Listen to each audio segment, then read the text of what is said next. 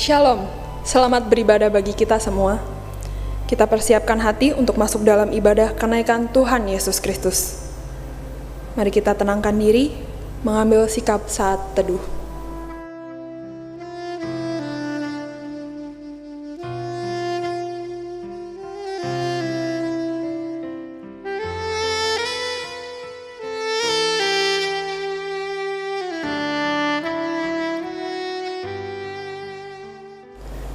Saya undang untuk bangkit berdiri.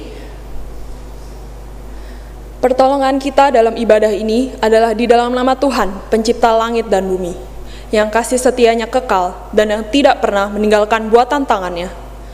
Turunlah kiranya atas kita sekalian anugerah dan damai sejahtera dari Allah Tritunggal, Allah Bapa, Allah Putra, dan Allah Roh Kudus. Amin.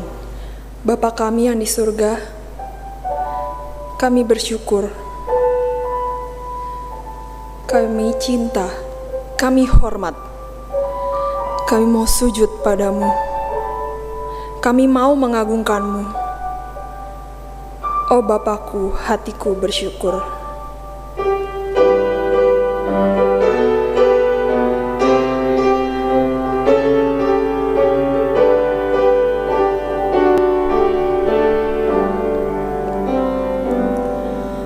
Bapakku, hatiku bersyukur. Bapa surga, hatiku bersyukur. Ku cinta, ku hormat, ku sujud padamu. Bapa surga, hatiku bersyukur. Tuhan Yesus, ku mau besarkan-Mu. Tuhan Yesus, ku mau agungkan-Mu.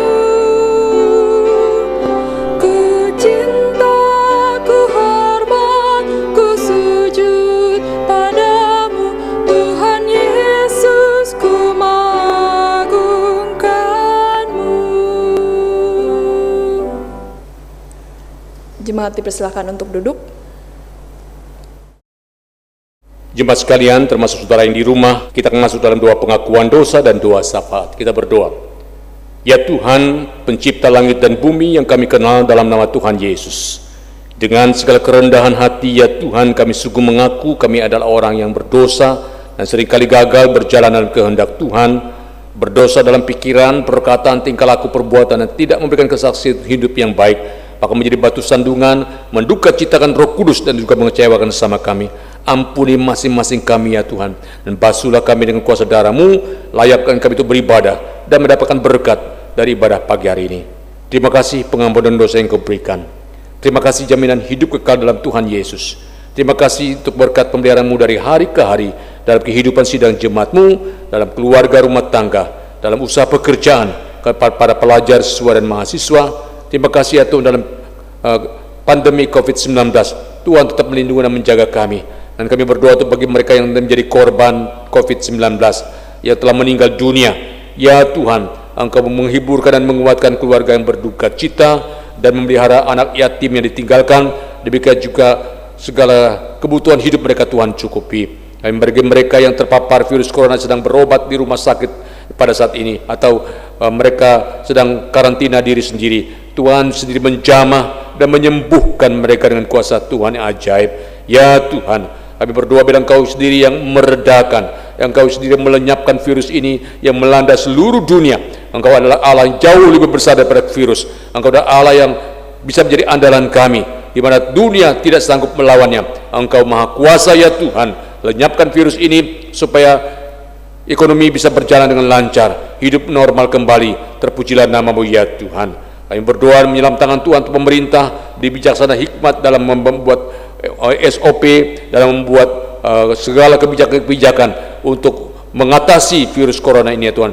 Biar seluruh rakyat Indonesia juga boleh bekerja sama dengan baik, boleh tetap tinggal di rumah, menjaga jarak dan sering cuci tangan, sehingga kami boleh memutus mata rantai penularan virus corona, sehingga ya Tuhan kondisi lebih baik, lebih cepat pulih oleh karena berkat dan kemurahan Tuhan. Terpujilah nama-Mu ya Tuhan. Dan kami berdoa dan menyerahkan tangan Tuhan untuk ya Tuhan jemaat-jemaat yang kami yang sakit di rumah maupun di rumah sakit dalam kondisi mereka masing-masing. Tuhan menjamah dan menyembuhkan mereka. Kami mengucap syukur hari ini kami boleh memperingati hari kenaikan Yesus Kristus ke surga.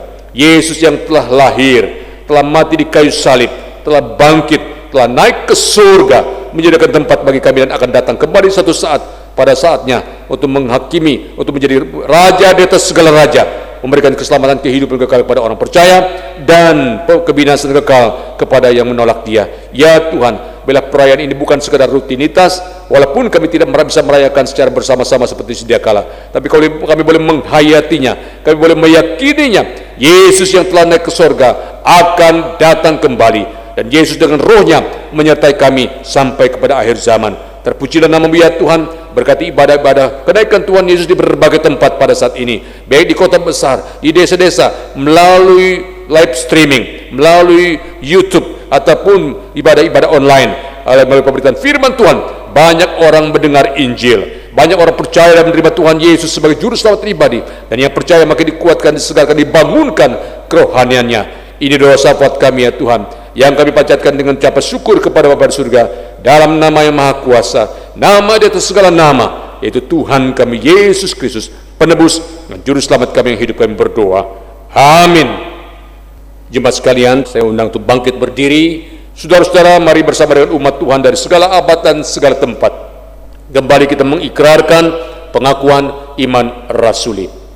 Aku percaya kepada Allah Bapa yang maha kuasa, Halik langit dan bumi, dan kepada Yesus Kristus anaknya yang tunggal Tuhan kita, yang dikandung dari Roh Kudus, lahir dari anak darah Maria, yang menderita sengsara di bawah pemerintahan Pontius Pilatus, disalibkan, mati dan dikuburkan, turun ke dalam kerajaan maut, pada hari yang ketiga bangkit pula dari antara orang mati, naik ke surga, duduk di sebelah kanan Allah Bapa yang maha kuasa, dan dari sana Ia akan datang untuk menghakimi orang yang hidup dan yang mati.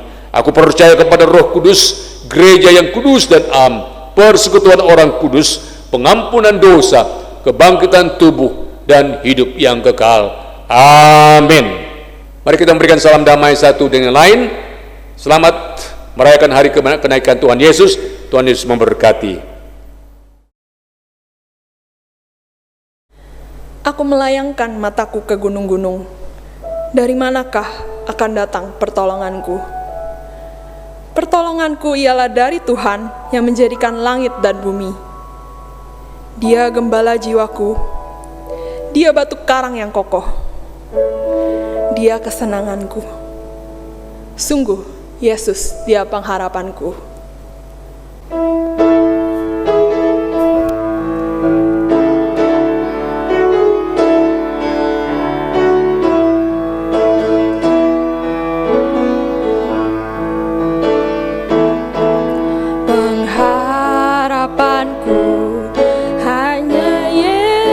Saja yang mati atas Golgota,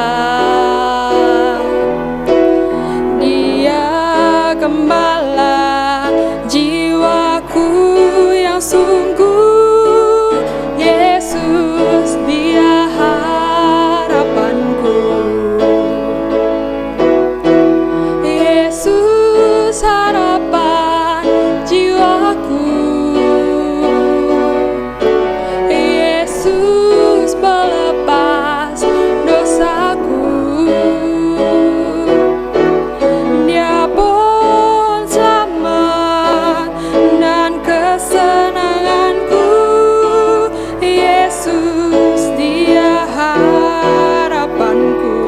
Menyediakan bagiku di surga. Dia menyediakan bagiku di surga tempat yang indah dan senang.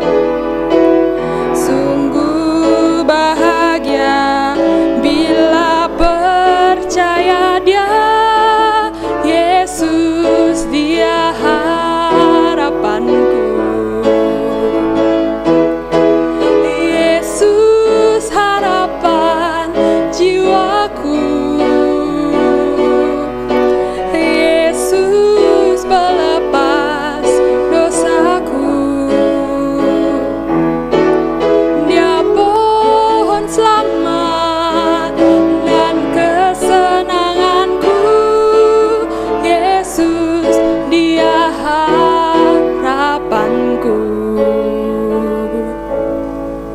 beribadah kepada Tuhan, jemaat sekalian yang dikasihi Tuhan.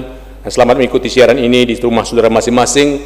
Mari kita tundukkan kepala sebelum kita membaca dan merenungkan firman Tuhan. Berkati pemberitaan firman-Mu ya Tuhan, urapi pakai hamba-Mu dalam menjelaskan khususnya tentang kenaikan Kristus ke surga. Berkati setiap orang yang menyaksikan siaran ini. Roh Kudus bekerja, menyentuh, menjamah, menggugah mereka lebih setia percaya pada Tuhan. Dan bagi yang belum percaya, mereka boleh percaya dan menerima Tuhan Yesus sebagai juru selamat pribadi. Terpuji dalam nama-Mu ya Tuhan, berfirmanlah kepada kami siap mendengar. Demi nama Tuhan Yesus, penebus dan juru selamat kami yang hidup, kami siap mendengarkan firman Allah. Amin. Firman Tuhan dibaca dari Lukas pasal yang ke-24 ayat 50 sampai dengan 53. Lukas pasal 24 ayat 50 sampai 53. Demikian firman Tuhan. Lalu Yesus membawa mereka keluar kota sampai ke dekat Betania. Di situ ia mengangkat tangannya dan memberkati mereka. Dan ketika ia sedang memberkati mereka, ia berpisah dari mereka dan terangkat ke surga. Mereka sujud menyembah kepadanya. Lalu mereka pulang ke Yerusalem dengan sangat bersuka cita. Mereka senantiasa berada di dalam bait Allah dan memuliakan Allah. Sampai sekian jauh bacaan firman Tuhan. Yang berbahagia adalah orang-orang yang membaca firman Tuhan, mengerti apa yang dibaca, dan lebih penting menerapkannya untuk kehidupan sehari-hari. Amin. Saudaraku sekalian yang dikasihi Tuhan Yesus Kristus, peristiwa kenaikan Kristus ke surga adalah salah satu fondasi ya bagi berdirinya kekristenan. Mulai Yesus dikandung oleh Maria sampai kelahirannya, sampai kematian di atas kayu salib, sampai dibangkit dari antara orang mati, kenaikan ke surga dan kedatangannya kedua kali. Di atas peristiwa-peristiwa ini berdirilah kekristenan. Satu dan lain tidak boleh terpisah. Itu merupakan mata rantai yang tidak mungkin dipisahkan untuk berdirinya kekristenan dan eksis sampai hari ini, bahkan sampai Yesus datang pada kali yang kedua. Saudara, mengapa disebut kedatangan yang nanti Yesus itu yang kedua kali disebut kedatangan Yesus yang akan datang itu disebut dengan kedatangan Kristus yang kedua kali? Karena Yesus pernah datang pada hari kali yang pertama, yaitu ketika dia dilahirkan dari perawan Maria menjadi juru selamat umat manusia. Tetapi pada waktu dunia kiamat, pada waktu dalam kehendak dan ketentuan sendiri, dia akan datang Bapak Ibu sekalian pada kali yang keduanya, bukan lagi sebagai juru selamat, melainkan sebagai raja di atas segala raja dan Tuhan di atas segala dipertuan. Nah, pada saat itulah setiap mulut akan mengaku, dan setiap lidah akan mengaku, dan lutut akan bertelut menyembah Dia. Tapi sayang, untuk sebagian orang hal itu sudah terlambat. Berbahagialah saudara saya yang tidak terlambat, yang sejak sekarang ini sudah percaya dan menerima Tuhan Yesus sebagai Tuhan dan Juru Selamat pribadi. Saudaraku sekalian dikasih Tuhan, bertepatan dengan kalender gerejawi, hari ini kita memperingati hari yang sangat penting, yaitu Yesus Kristus naik ke surga. Saudara sekalian, menarik sekali setelah Yesus terangkat dan naik ke surga, berpisah dengan murid-muridnya. Ada satu kalimat dalam firman Tuhan yang kita baca tadi, perhatikan, dikatakan begini dalam ayat ke-52.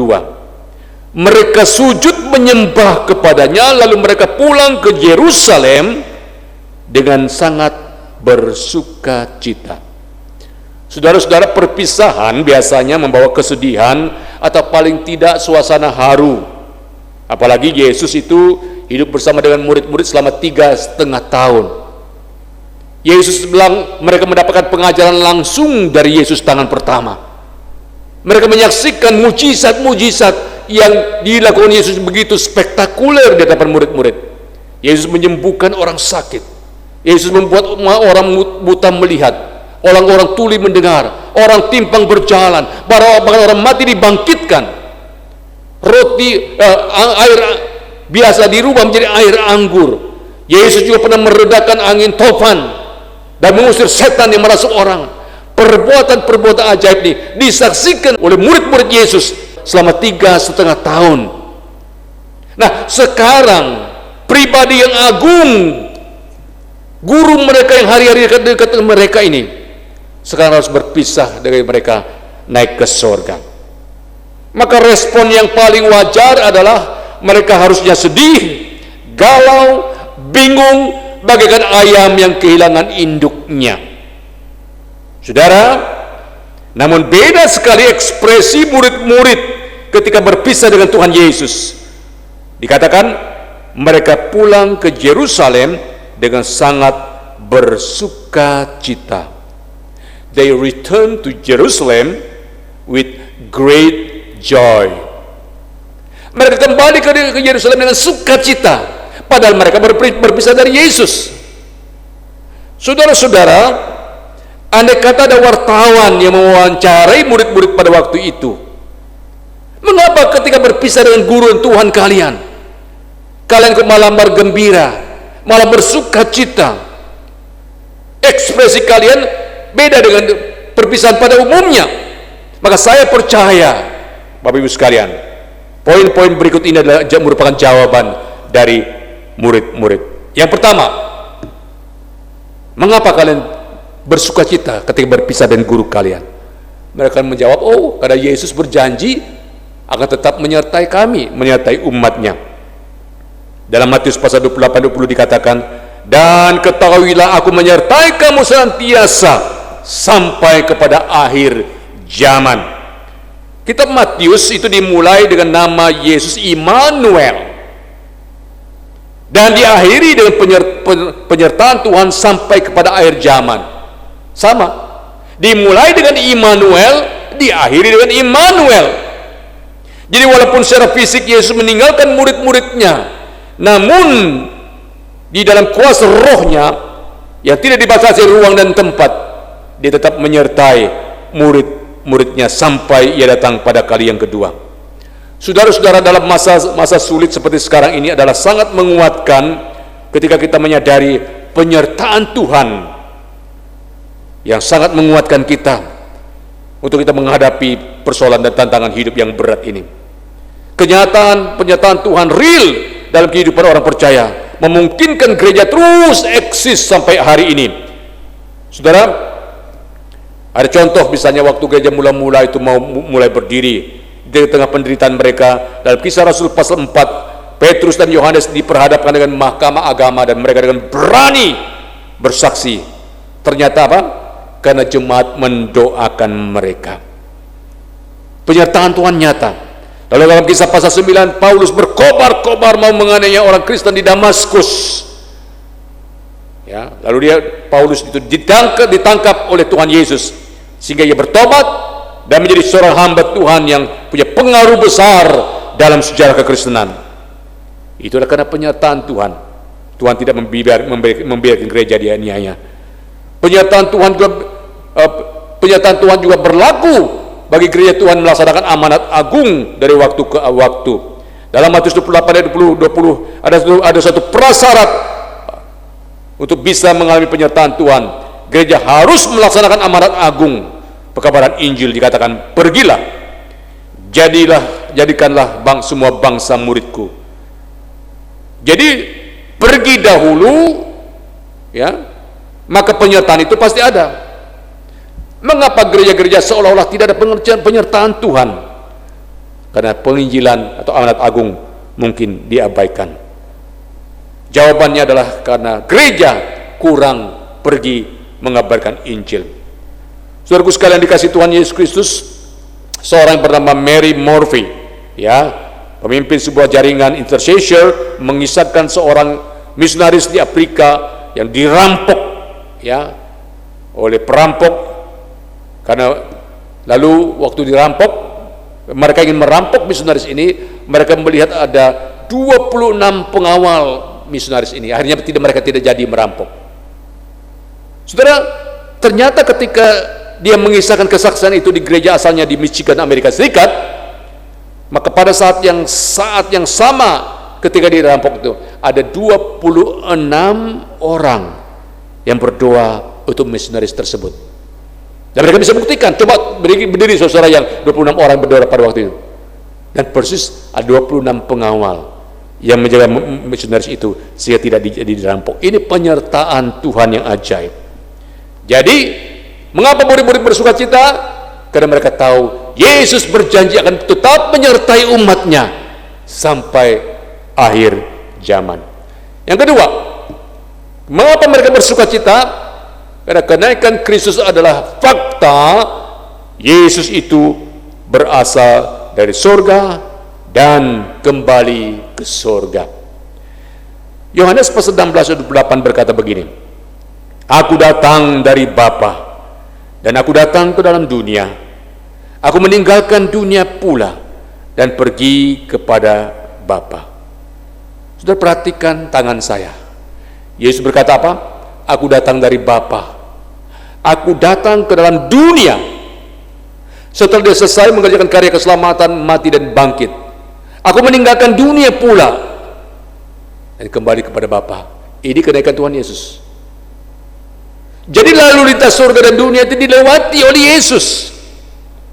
Saudara, maka kenaikan Kristus ke surga membuktikan memang Yesus berasal dari surga dan kembali ke surga pada saat kenaikannya.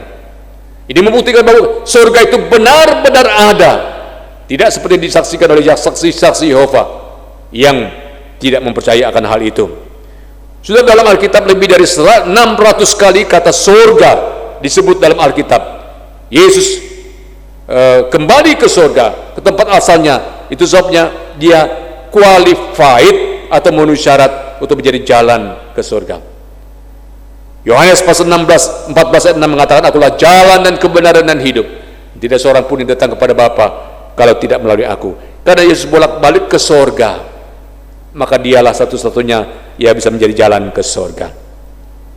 Yesus naik ke surga juga duduk di sebelah kanan Allah Bapa. Saudaraku sekalian yang dikasihi Tuhan, ini menunjukkan apa? Kristus diterima kembali oleh Bapa setelah dia menyelesaikan tugas menanggung dosa buat manusia di kayu salib. Zaman dahulu ketika seorang prajurit bertempur dan menang dalam peperangan, maka ketika dia pulang, raja menyuruh dia duduk di sebelah kanan raja. Artinya apa? Itu penghormatan kepada orang yang menang, dan dia diterima baik oleh baginda raja. Yesus telah selesai mengerjakan karya keselamatan di atas bukit Golgota, tuntas dan lengkap. Dia kembali ke Bapa di surga dan dia diterima baik, telah berhasil melaksanakan misinya ketika dia berinkarnasi. Saudara, walaupun Yesus pernah berinkarnasi menjadi manusia dalam dunia ini, namun hidupnya sama sekali tidak terkontaminasi oleh dosa. Sebab di mana ada orang yang berdosa bisa masuk surga? Tidak ada. Jadi kalau Yesus bisa naik ke surga, ini logika ya, berarti Yesus itu tidak berdosa. Mana mungkin ada orang berdosa bisa masuk surga? Sekecil apapun dosa tidak diizinkan dan tidak boleh masuk surga. Jadi kalau Yesus meninggalkan dunia ini naik ke surga, berarti memang dia hidup tanpa dosa. Saudara, yang ketiga, mengapa kalian kok gembira, bersuka cita ketika bos kalian berpisah dari kalian naik ke surga? Maka mereka menjawab, karena Yesus pergi ke sana, siapkan tempat bagi kami. Saya baca Yohanes pasal 14 ayat 1 sampai 3. Janganlah gelisah hatimu, percayalah kepada Allah, percayalah juga kepadaku. Di rumah Bapakku banyak tempat tinggal. Jika tidak demikian, tentu aku menyatakannya kepadamu, sebab aku pergi ke situ untuk menjadikan tempat bagimu. Dan apabila aku telah pergi ke situ dan telah menyediakan tempat bagimu, aku akan datang kembali dan membawa kamu ke tempatku, supaya di tempat di mana aku berada, kamu pun berada. Saudara sekalian, masalah tempat tinggal adalah masalah yang pelik dalam dunia ini. Penduduk dunia sekarang sudah mencapai 7 miliar jiwa. Jumlah penduduk yang terbanyak adalah RRC, disusul dengan India. Dan Bapak Ibu sekalian, salah satu problema sosial penduduk dunia sekarang adalah masalah perumahan atau tempat tinggal. Tetapi Tuhan Yesus berkata, di rumah Bapakku banyak tempat tinggal. Sehingga bagi orang percaya, kematian adalah pintu gerbang untuk mereka menuju ke tempat yang indah dan abadi bersama dengan Tuhan Yesus. Saudara, yang keempat, kalau ditanya kenapa kalian bersuka cita bergembira berpisah dengan guru dan Tuhan kalian, mereka akan menjawab karena Tuhan Yesus telah berjanji akan mengutus Roh Kudus ke dalam dunia ini. Saudara, itu terdapat dalam Yohanes pasal 16 ayat 7 dan 8. Dan Roh Kudus yang datang itu akan menginsafkan dunia akan dosa, kebenaran, dan penghakiman. Saudara, ini perlu pembahasan khusus. Tapi pekerjaan Roh Kudus menginsafkan dunia akan dosa karena tidak percaya kepada Yesus, akan kebenaran karena Yesus kembali kepada Bapa di surga, akan atas penghakiman karena dunia ini telah dihakimi. Dan berikutnya, Roh Kudus akan memberikan kuasa kepada gereja Tuhan, kepada orang-orang Kristen untuk bersaksi bagi Tuhan. Kisah pasal 1 ayat 18 akan ayat ke-8. Tetapi kamu akan menerima kuasa kalau Roh Kudus turun ke atas kamu, dan kamu akan menjadi saksiku di Yerusalem dan di seluruh Yudea dan Samaria dan sampai ke ujung bumi.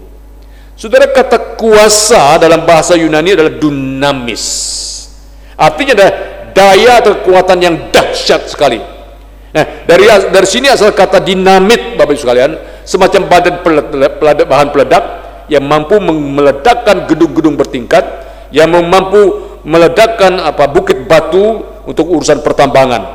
Itulah gambaran kuasa Roh Kudus yang dapat menghancurkan hati yang keras, yang memberikan kuasa kepada hamba Tuhan untuk memberitakan Injil, bersaksi bagi Tuhan. Namun sayang, banyak orang Kristen yang tidak menyadari, bahkan tidak hidup tanpa Roh Kudus. Saudara, yang kelima, kalau ditanya kenapa kalian bergembira sementara bos kalian meninggalkan kalian, maka murid-murid akan menjawab, oh, karena kami tahu Kristus akan datang kembali ke dalam dunia ini. Saudara, itu terdapat dalam Kisah 1 ayat yang ke-11. Saudara, hai orang-orang Galilea, mengapa kamu berdiri melihat ke langit? Yesus ini yang terangkat ke surga meninggalkan kamu akan datang kembali dengan cara yang sama seperti kamu melihat dia naik ke surga. Saudara, di sini kita melihat bagaimana malaikat memberitahukan, hey, Yesus akan datang kembali. Saudara, seorang ahli kitab memberikan hasil penelitiannya. Dia mengatakan kurang lebih ada 1845 referensi ayat mengenai kedatangan Kristus kembali dalam Perjanjian Lama, dan ada 260 pasal dalam Perjanjian Baru, dan sekitar 318 ayat tentang kedatangan Kristus yang kedua kali. Malaikat mengatakan Yesus akan datang kembali. Yesus sendiri mengatakan ia akan datang kembali pada kali yang kedua. Perjanjian Lama dan Perjanjian Baru mengatakan Yesus akan datang kembali. Masihkah kita ragu akan janji kedatangan Tuhan? Seharusnya setiap kali kita memperingati hari kenaikan Tuhan Yesus, kita makin yakin dia akan datang. Tapi datang bukan sebagai bayi yang kecil yang di Bethlehem yang dikejar-kejar oleh Herodes, tapi datang sebagai raja di atas segala raja, Tuhan di atas segala dipertuan. Dan setiap lidah akan mengaku, setiap lutut akan bertelut menyembah dia. Puji Tuhan. Saudaraku sekalian yang dikasihi Tuhan Yesus Kristus, seorang anak begitu gembira ketika melihat bapaknya akan datang. Dari jauh dia sudah lompat-lompat dan bersuka cita. Seharusnya kita pun ketika kita mendengar Kristus akan datang kembali, itu membuat semangat bagi kita, membangun iman kita bahwa ada pengharapan yang pasti akan kedatangan Tuhan yang kedua kali. Yang keenam, yang terakhir, kalau mereka ditanya mengapa kalian bersuka cita sementara Yesus berpisah dari kalian, maka mereka akan menjawab, membuktikan kenaikan Kristus yang ke surga, membuktikan nubuat yang ada dalam Alkitab tentang Yesus itu benar adanya. Oh Bapak Ibu sekalian, ada beribu-ribu nubuat tentang Yesus digenapi satu persatu. Yesus dibuatkan akan lahir di Bethlehem, betul lahir di Bethlehem. Yesus akan dijual 30 keping perak, betul dijual 30 keping perak. Itu kan ratusan ribuan tahun dinubuatkan, dan kenaikannya ke surga pun dinubuatkan. Dan ya seperti yang saya katakan tadi, ada banyak nubuat tentang kedatangannya yang kedua kali. Kalau yang lain pun pasti digenapi, maka ini pun pasti digenapi. Membuktikan apa yang dikatakan tentang Yesus benar adanya. Bukan rekayasa manusia, bukan pikiran manusia, tapi wahyu dari Tuhan, supaya orang mengenal siapakah juru selamat satu-satunya, pencipta alam semesta, yang telah datang ke dalam dunia ini, yang telah naik ke surga dan akan datang kembali pada kali yang kedua. Saudara, hai orang-orang Galilea, mengapa kamu berdiri melihat ke langit? Yesus ini yang terangkat ke surga, meninggalkan kamu, akan datang kembali dengan cara yang sama seperti kamu melihat dia naik ke surga. Saudara, Ibrani pasal 9:28 mengatakan, demikian pula Kristus hanya satu kali saja mengorbankan dirinya untuk menanggung dosa banyak orang. Sesudah itu ia akan menyatakan dirinya sekali lagi, maksudnya datang pada kali yang kedua, tanpa menanggung dosa, untuk mengaruniakan keselamatan kepada mereka yang menantikan dia. Haleluya. Saudara, kita sedang menanti Tuhan datang pada kali yang kedua. Tetapi bukan berarti kita doing nothing, berarti kita tidak berbuat apa-apa. Mari selama dalam dunia ini, kabarkan berita gembira ini. Kerjakan tugas saudara sesuai dengan profesi masing-masing. Setialah kepada Tuhan. Seperti Martin Luther mengatakan, kalau saya tahu besok Kristus datang, hari ini saya tetap tanam benih. Urusan Tuhan datang, itu urusan Tuhan. Kita jangan coba mengotak-atik, menghitung-hitung hari Tuhan, kapan Tuhan datang, seperti yang dilakukan banyak orang-orang yang menyesatkan. Yang kita lakukan adalah terus menanti, terus setia kepada Tuhan. Kapanpun dia datang, itu tidak jadi masalah jika kita tetap setia dan siap sedia menanti kedatangannya yang kedua kali. Saudara, ingat, Yesus nanti datang bukan lagi sebagai bayi yang kecil di Bethlehem menjadi juru selamat. Dia datang sebagai raja di atas segala raja, dan Tuhan di atas segala dipertuan.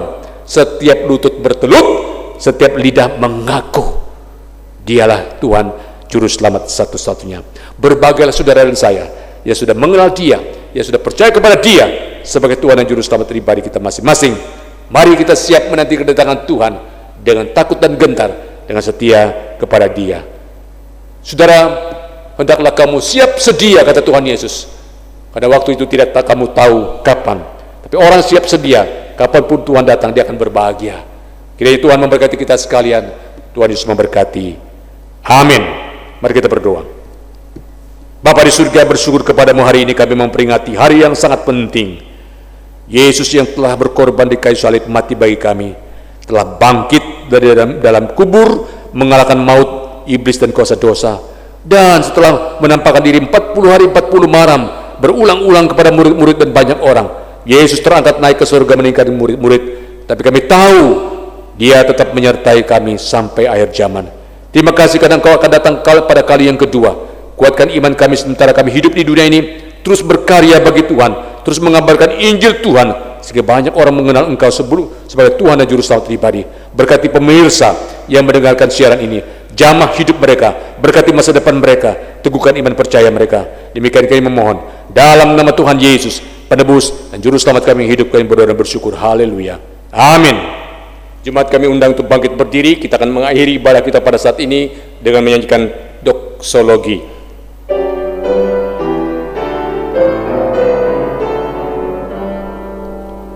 Puji Allah Bapa Putra, puji Allah Roh Kudus, ketiganya yang esa, pohon selamat sumber berkat. Amin.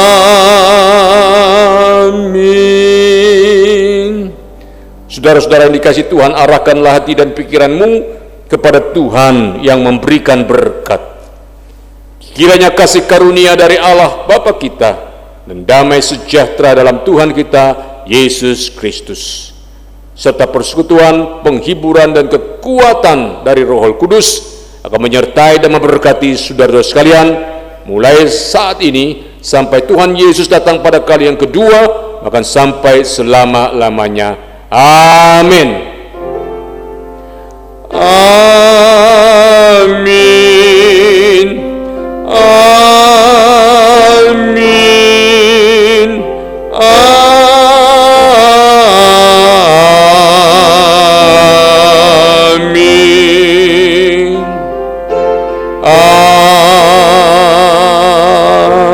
Amin. Silakan duduk. Ibadah selesai, saat teduh dan Tuhan Yesus memberkati.